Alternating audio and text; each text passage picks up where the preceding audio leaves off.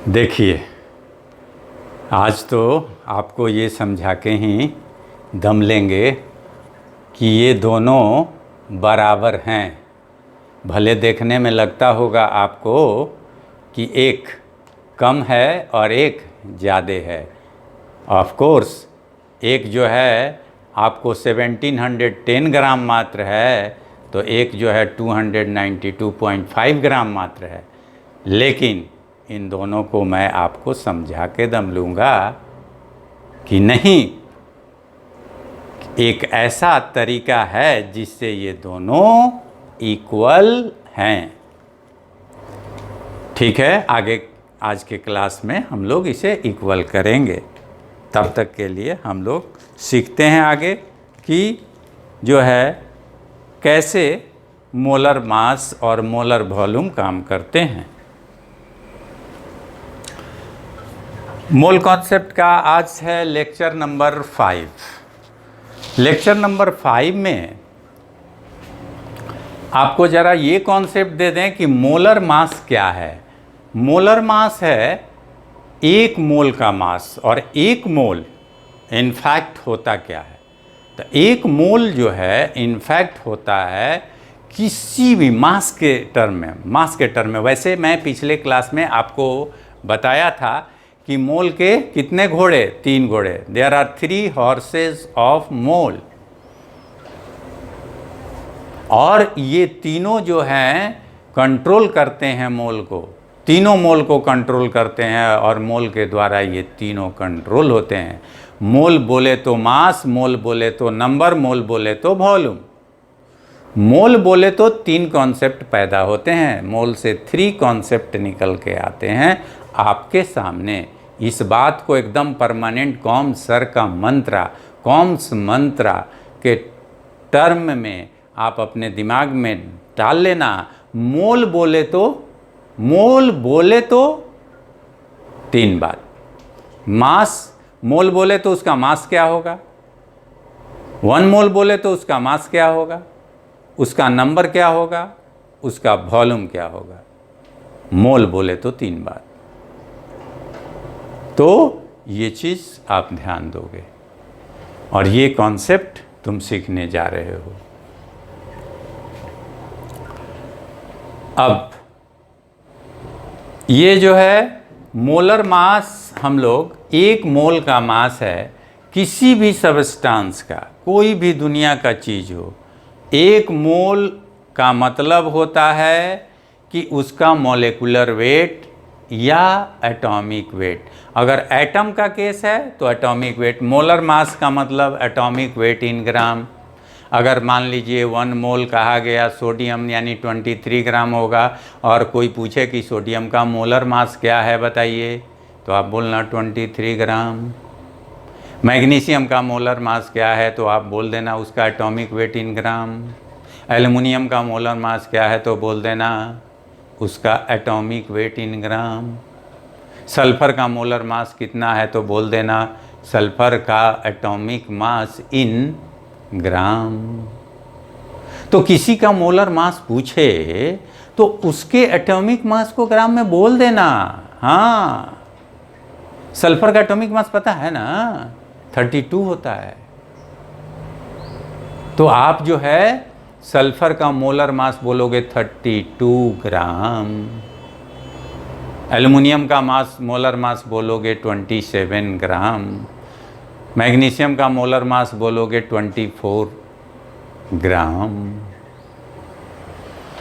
और मॉलिक्यूल के केस में, मॉलिक्यूल हो अगर, तो उसके केस में मोलर मास जो होता है वो मॉलिक्यूलर वेट के बराबर हो जाता है। जैसे मॉलिक्यूल का केस है वाटर का मॉलिक्यूलर वेट भाई क्या होता है, तो आपको पता है वाटर का मॉलिक्यूलर वेट 18 होता है। तो 18 ग्राम बोल दो तो मोलर मास हो गया। कोई पूछ दिया तुमसे कि भैया ये बताओ कि वाटर का मोलर मास कितना होगा, तो कहना 18 ग्राम। वैसे ही CO2 का किसी ने पूछ दिया मोलर मास, तो पूछा कि CO2 का मोलर मास कितना होगा, तो कहना 44 ग्राम। यानी किसी का मॉलिक्यूलर वेट मोलर मास हो जाएगा। ध्यान से देखोगे बता दोगे। मॉलिक्यूलर वेट को मोलर मास के टर्म में एक्सप्रेस कर सकते हैं,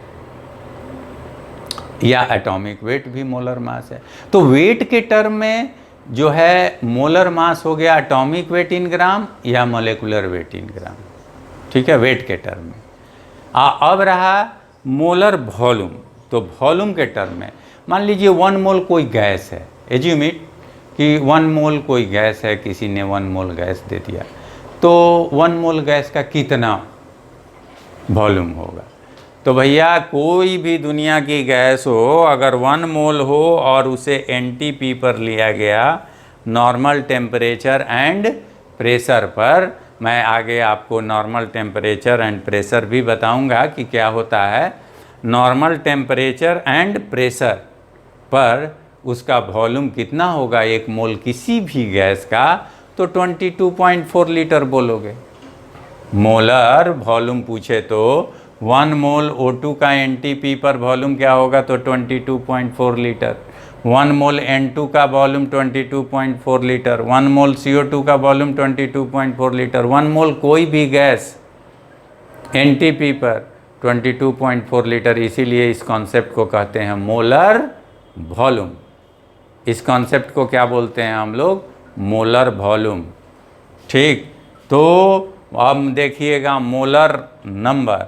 मोलर नंबर क्या है? मोलर नंबर है 1 मोल के अंदर जितना नंबर, जितनी संख्या होती है उसको हम लोग मोलर नंबर कहते हैं। 1 मोल के अंदर जितना क्या होता है, जितना नंबर ऑफ मॉलिक्यूल्स या नंबर ऑफ एटम्स या नंबर ऑफ केमिकल स्पीशीज होती है उसको हम लोग मोलर नंबर कहते हैं। तो मोलर नंबर हो गया आपका एवोगाड्रो नंबर के बराबर। 1 मोल इजकल टू 6.022 इंटू 10⁻23 यानी Na यानी एवोगाड्रो नंबर। और एवोगाड्रो नंबर के बराबर जब कोई भी चीज़ होगा, चाहे एटम, चाहे मॉलिक्यूल, चाहे आयन, तो उसको कहा जाता है मोलर नंबर, 1 मोल का नंबर। किसी ने कह दिया कि मेरे सर पे 1 मोल बाल हैं, तो कितने बाल हैं? तो कहना कि 6.022 इंटू 10⁻23 बाल हैं। ये बताओगे। तो इस तरह मोलर नंबर को आप डिनोट करोगे, मोलर नंबर को डिनोट करोगे। ठीक है, तो ये कॉन्सेप्ट है।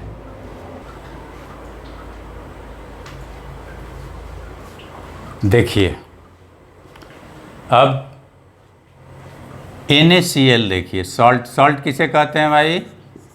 सॉल्ट कहते हैं NaCl को। और NaCl का मॉलिक्यूलर वेट अब कितना हो गया? 23 होता है सोडियम का, और क्लोरीन का होता है 35.5।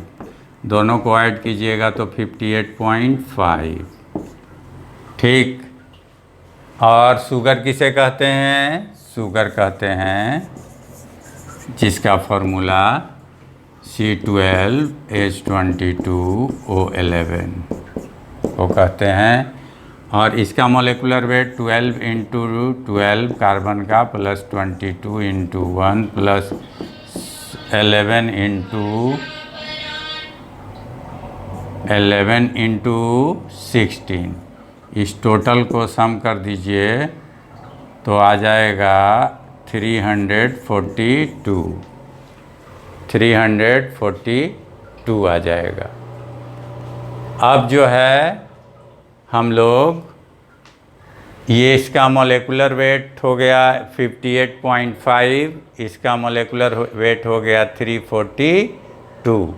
दोनों का आप मॉलिक्यूलर वेट देख लिए। अब 1 मोल अगर कोई NaCl बोले तो आप समझ लेना 1 मोल NaCl का मतलब वेट के टर्म में, वेट के टर्म में ये हो जाएगा 58.5 ग्राम NaCl वेट के टर्म में। लेकिन नंबर ऑफ मॉलिक्यूल्स के टर्म में ये होगा 6.022 इंटू 10⁻23 मॉलिक्यूल्स। मॉलिक्यूल्स के टर्म में 1 मोल 58.5 ग्राम, ठीक है, और नंबर के टर्म में इतने मॉलिक्यूल्स। इसी तरह अगर 5 मोल NaCl हो जाए, 5 मोल NaCl, तो 5 ये वेट के टर्म में 5 इंटू 58.5 ग्राम, मतलब इसको 5 से मल्टीप्लाई कर दीजिए तो 5 5 जा 25, 5 8 जा 40 और 2 और 5 5 जा 25 और 4 29 ग्राम, 292.5 ग्राम आ गया। अगर 5 मोल लीजिएगा तो, और नंबर कितना हो जाएगा, नंबर भी 5 गुना हो जाएगा। 1 मोल में जितना नंबर है, देखिए भाई, 1 मोल में जितने मॉलिक्यूल्स का नंबर है, तो अगर मोल 5 कर लीजिएगा तो मॉलिक्यूल्स का नंबर भी कितने टाइम्स हो जाएगा, 5 टाइम्स। तो मॉलिक्यूल का नंबर 5 इंटू 6.022 इंटू 10⁻23 मॉलिक्यूल्स हो जाएंगे। इतने मॉलिक्यूल्स हो जाएंगे मॉलिक्यूल्स के टर्म में। तो ये मतलब हुआ, यानी कि अगर आप 292.5 ग्राम अगर सॉल्ट लेते हो तो उसमें नंबर ऑफ मॉलिक्यूल्स जो हो जाएंगे वो कितने हो जाएंगे, 5 इंटू 6.022 इंटू 10⁻23 मॉलिक्यूल्स हो जाएंगे। तो जो है ये 5 मोल में आपके NaCl के मॉलिक्यूलों का नंबर 5 इंटू 6.022 इंटू 10⁻23 मॉलिक्यूल्स हो गए। अब जो है आप देखिए वहीं पर शुगर का ज़रा 1 मोल लिया जाए, ये तो सॉल्ट का केस हुआ। अब आप शुगर का केस लीजिए, 1 मोल शुगर, 1 मोल शुगर यानी C12H22O11। तो इसका मतलब हो गया क्या, वेट के टर्म में ये हो जाएगा 342 ग्राम, यानी 1 मोल शुगर लिए यानी 342 ग्राम शुगर लिए, यानी तराजू पे तौल के अपने घर में 342 ग्राम अगर आप शुगर लेते हो तो समझ लेना कि वो 1 मोल शुगर हमने ले लिया। ये है कॉन्सेप्ट। अगर तराजू पे तौला हुआ 1 मोल शुगर आपने ले लिया तो समझ लो कि तुमने 342 ग्राम शुगर ले लिया। हाँ, तो ले लिया, चलिए भाई आपने ले लिया। अब इसका मतलब उसमें शुगर के मॉलिक्यूलों का नंबर कितना है, ऐसे ऐसे ये 1 मॉलिक्यूल ऑफ शुगर है। ये कितना मॉलिक्यूल ऑफ शुगर है, 1 मॉलिक्यूल ऑफ शुगर है, C12H22O11। ऐसे ऐसे मॉलिक्यूलों का नंबर कितना हुआ, 342 ग्राम शुगर में, या यूं बोलो कि 1 मोल शुगर में, 1 मोल शुगर में या 342 ग्राम शुगर में बोलो तो शुगर के मॉलिक्यूलों का नंबर कितना हुआ। तो शुगर के मॉलिक्यूलों का नंबर हो जाएगा 6.022 इंटू 10⁻23 मॉलिक्यूल्स। अब कोई बच्चा अगर 5 मोल शुगर ले ले, 5 मोल शुगर ले ले तो भैया इसका वजन कितना हो जाएगा, तो 1 मोल के वजन का 5 गुना।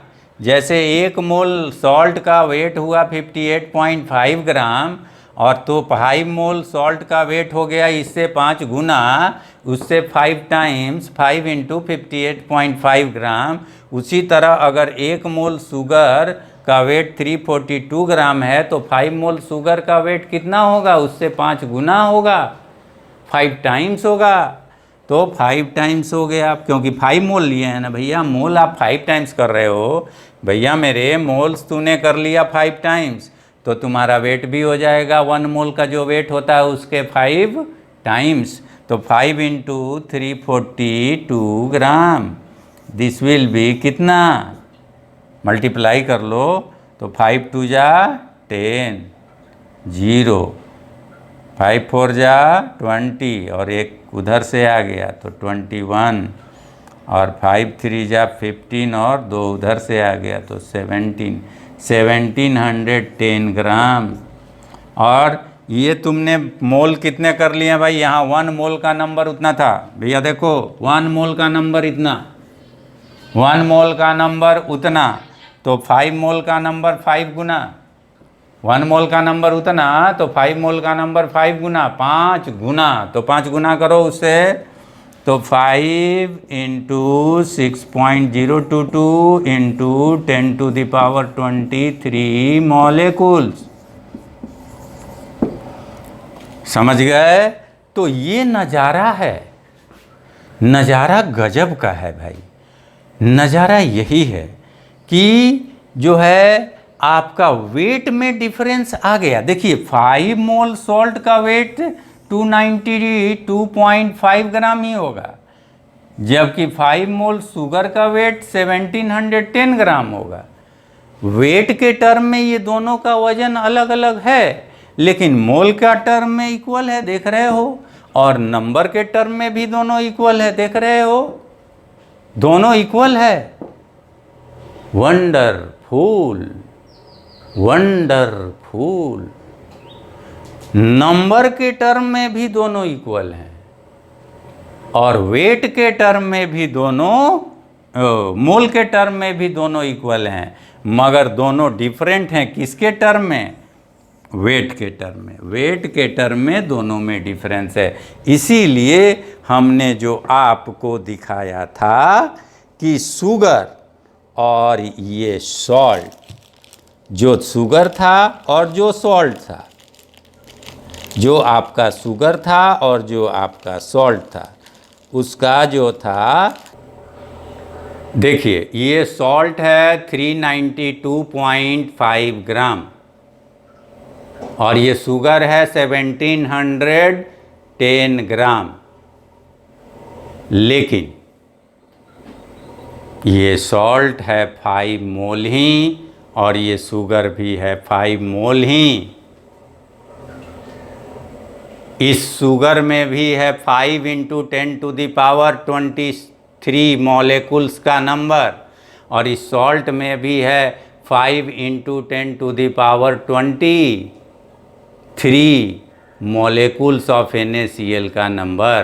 तो दोनों में मॉलिक्यूलों का नंबर इक्वल है और मोल्स भी दोनों का इक्वल है, मगर मास दोनों का डिफरेंट है, दोनों का मास डिफरेंट है।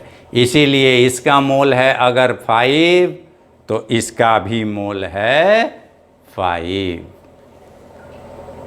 इसका मोल 5 तो इसका भी मोल है 5, तो दोनों का मोल है 5, दोनों का मोल है 5 और जो है इसका मोल 5, इसका भी मोल 5, तो 5 मोल हैं दोनों, ठीक है। तो ये 5 मोल में दोनों तो इक्वल हो गए, दोनों इक्वल हो गए ना। अभी तक आपको हम आगे से दिखा रहे थे, आपको ये बड़ा दिख रहा था, ये छोटा दिख रहा था, आपको लग रहा था कि ये कम है ये ज़्यादा है, लेकिन जब आप पीछे से देखें इसको तो आपको पता चल गया कि दोनों का मोल 5 है, दोनों 5 मोल है।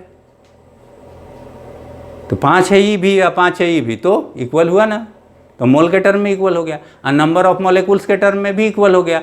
5 इंटू 6.022 इंटू 10⁻23 NaCl के मॉलिक्यूल इसमें भी हैं और 5 into 6.022 into 10⁻23 molecules of C12H22O11 यानी शुगर के इसमें भी हैं। तो दोनों में मॉलिक्यूल का नंबर इक्वल और मोल्स का नंबर इक्वल, तो दोनों में इक्वल। और ये कंफ्यूज मत होना कि सर इसमें कुछ दूसरा चीज़ रख दिए हैं, सर जो हैं इसमें कोई दूसरा चीज़ रख दिए हैं, ये कंफ्यूज मत होना कि कुछ दूसरा चीज़ रख के जो है, और सर जो है, और आपको एक चीज़ और मैं दिखाता हूँ, और एक चीज़ दिखाता हूँ, रुकिए। और ये देखिए, इसे तो पहचानते होंगे, इससे पहले कभी देखे नहीं होंगे इसको, इसको इसको इसको इसको इसको आज के पहले कभी देखे? नहीं देखे हैं ना? नहीं देखे होंगे, देख लीजिए पहली बार। इसे पानी बोलते हैं, इसे पानी बोलते हैं। और ये पानी आपको कितना लग रहा है बताइए तो जरा, बताइए बताइए कितना लग रहा है? मैं तौल के लिया हूँ, यहीं तराजू रखे हुए तौले हुए हूँ, ये मात्र 90 ग्राम वाटर है। अब मैं आपसे बड़ा क्वेश्चन पूछूंगा, ये कितना ग्राम पानी है भैया? 90 ग्राम पानी है, 90 ग्राम वाटर। वाटर मतलब H2O। अब आप ये बताओ H2O के मोलेकुलर वेट, H2O का मोलेकुलर वेट 2 + 16 = 18। तो 18 ग्राम अगर लोगे तो 1 मोल वाटर, 1 मोल H2O मतलब 18 ग्राम, और मतलब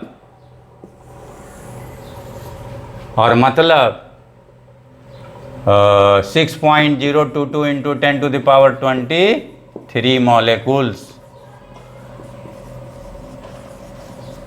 और 5 मोल वाटर मतलब 5 × 18 = 90 ग्राम, = 5 × 6.022 × 10⁻23 मॉलिक्यूल्स। जरा देखो तो, ये देखो 90 ग्राम वाटर में भी 5 मोल है, यानी ये पानी जो है इस शुगर के बराबर ही मॉलिक्यूल का नंबर रखता है। ये भी 5 मोल, ये भी 5 मोल, ये भी 5 मोल, और ये भी 5 मोल, दोनों 5 मोल। इसमें भी मॉलिक्यूल का नंबर 5 × 6.022 × 10⁻23, और इसमें भी मॉलिक्यूल्स का नंबर 5 × 6.022 × 10⁻23। तो दोनों में मॉलिक्यूल्स का नंबर इक्वल है, और सॉल्ट में भी है। तो आप जो हो मोल्स बराबर तो मॉलिक्यूल्स का नंबर बराबर, लेकिन वेट जरूरी नहीं है कि बराबर होगा। कई जगह तुम इस तरह के क्वेश्चनों में फंसोगे। तो ये कोई ज़रूरी नहीं है कि जो है इसका मास बराबर हो। मास तभी बराबर होगा जब मॉलिक्यूलर वेट बराबर हो, लेकिन मोल्स बराबर हो सकता है। तो ये चीज़ें हैं, ये दोनों में मोल्स बराबर हैं। पानी में 90 ग्राम पानी 5 मोल्स होगा, 1710 ग्राम शुगर 5 मोल्स होगा, 292.5 ग्राम सॉल्ट 5 मोल होगा। तो ये मोल्स बराबर और मॉलिक्यूल्स का नंबर बराबर, मगर सबका वेट डिफरेंट हो गया। अगर वेट सेम करोगे तो नंबर ऑफ़ मॉलिक्यूल्स डिफ़र कर जाएंगे, नंबर ऑफ़ मोल्स डिफ़र कर जाएंगे। अब तुम्हें ये, हमें उम्मीद है कि कन्फ्यूजन नहीं होगा कि सर तुम लोगों को पानी के जगह जो है पेट्रोल दिखा दिए, ये कन्फ्यूजन नहीं होगा, पानी ही है, ठीक है। और ये शुगर के जगह कुछ दूसरा चीज़ लेकर दिखा दिए, ये भी बात नहीं है, ये भी शुगर ही है। आप देख लो तो ये भी आपको शुगर ही है, देख लो तो ये शुगर है, और ये सॉल्ट के जगह मैं सॉल्ट ही लिया हूँ, और एक्यूरेट है।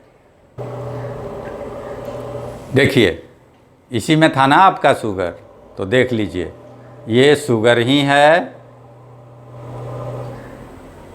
ठीक है। और इसमें था सॉल्ट,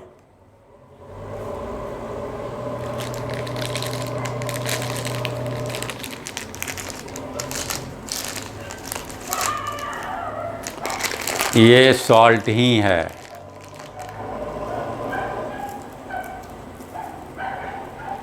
ठीक, तो ये शुगर और सॉल्ट ही है। अब कभी मौका मिला तो आपको खिला के स्वाद भी दिला देंगे कि आपको पता चल जाएगा कि ये सॉल्ट है और ये शुगर है। तो इस तरह से इसमें मॉलिक्यूलों का नंबर आपने देख लिया कि इक्वल हैं, ठीक है। और ये कॉन्सेप्ट है इस चीज़ का। अब इस पर जो है ये ज़रूर है कि यहाँ पर क्वेश्चन में मॉलिक्यूलों का नंबर इक्वल है, लेकिन एटमों का नंबर इक्वल नहीं होगा। आप देख रहे हो कि ये NaCl है, ये NaCl देख रहे हो, तो NaCl में एटम एक है Na का और एक है Cl का। अगर एटमों का कुल नंबर पूछा जाए तो आप 2 से मल्टीप्लाई करोगे, क्योंकि इसमें टोटल एटम 2 हैं। एक एटम है सोडियम का और एक एटम है क्लोरीन का। याद रखना, एक एटम Na सोडियम का और 2 एटम क्लोरीन का। तो अगर टोटल एटम्स बतलाना होगा तो मॉलिक्यूल्स, एक मॉलिक्यूल में 2 एटम, एक मॉलिक्यूल में कितने एटम बाबू? 2 एटम, ठीक है।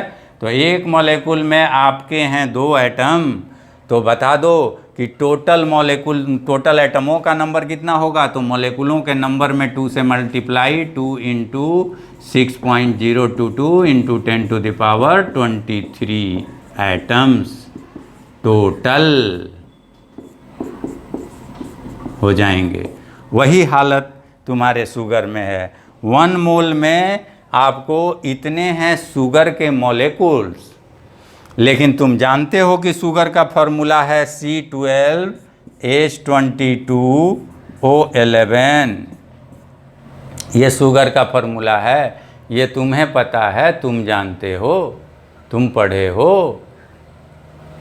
तो इसमें C12H22O11 जो है इसका मॉलिक्यूलर फार्मूला है। इसमें एटमों का नंबर कितना है? तो कार्बन का एटम है 12 और हाइड्रोजन का एटम है 22, ऑक्सीजन का एटम है 11। तो सबको ऐड करो, 12 + 22 + 11, तो ये हो गया 5 और ये हो गया 4, 45। कुल एटम्स कितने हो गए भाई?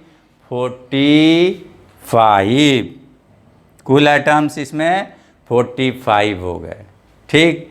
तो इस तरह एक मोल में मॉलिक्यूलों का नंबर इतना है, लेकिन एटमों का नंबर कितना हो जाएगा? 45 × 6.022 × 10⁻23 एटम्स टोटल। तो एटमों का नंबर जो है डिफर कर जाएगा, मॉलिक्यूल्स का रहे तो रहे। जैसे CH4, तो CH4 में कार्बन के एटम का नंबर कितना है? 1, और हाइड्रोजन के एटम का नंबर कितना है? 4। तो कार्बन का कोई मोल पूछेगा तो पूछेगा कि कार्बन का मोल कितना है? तो 1। हाइड्रोजन का मोल कितना है? तो 4। और CH4 का मोल कितना है? तो 1। पूरे CH4 1। अब देखिएगा, एक मोल शुगर के अंदर 12 मोल कार्बन का है, 22 मोल हाइड्रोजन का है और 11 मोल ऑक्सीजन का है, ठीक है। तो ये जो है उसके अंदर का कंडीशन है, और इस तरह से हम लोग समझते हैं। उसी तरह सॉल्ट में कि 1 मोल सॉल्ट के अंदर 1 मोल सोडियम का है और 1 मोल क्लोरीन का है। तो इस तरह से हम लोग कॉन्सेप्ट लिए। अगले क्लास में आपको इसी से रिलेटेड अभी और कॉन्सेप्ट बचे हुए हैं जो देना बाकी है। नेक्स्ट लेक्चर में मैं वो कॉन्सेप्ट आपको दूंगा, बताऊंगा। Okay, best of luck, see you again.